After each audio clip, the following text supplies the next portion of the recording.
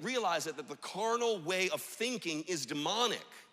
Do you remember the story of Jesus and Peter at Caesarea Philippi? Remember the story where Jesus says to Peter, he says, who do men say that I am? And Peter says, some say Moses, some say Elijah, some say Jeremiah, one of the other prophets. And Jesus said, no, but who do you say that I am?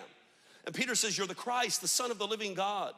And Jesus said, blessed are you, Simon, for flesh and blood has not revealed this unto you, but my Father in heaven. How many of you know the story I'm talking about?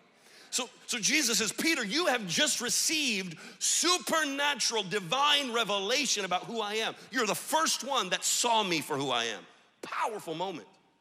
And then it says the next verse, it says Jesus began to tell them about how he was going to suffer and die. And Peter says, Lord, far be it from you, this will never happen to you. And you know what Jesus says? Peter, get behind me, Satan. He calls Peter, this man that had just had the great revelation, Satan.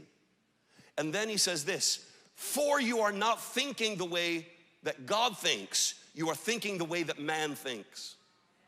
In other words, the way that God thinks and the way that man thinks are completely contrary. Do you know why? Because the way that man thinks is satanic.